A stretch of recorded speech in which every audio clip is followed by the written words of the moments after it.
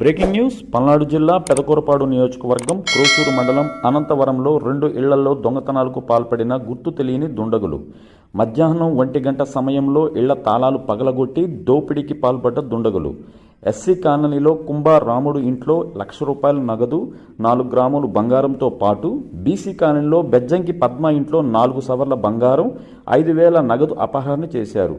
పోలీసులకు ఫిర్యాదు చేసిన బాధితులు కేసు నమోదు చేసి దొంగతనాలు జరిగిన ఇళ్లలో ఆధారాలు సేకరిస్తున్న పోలీసులు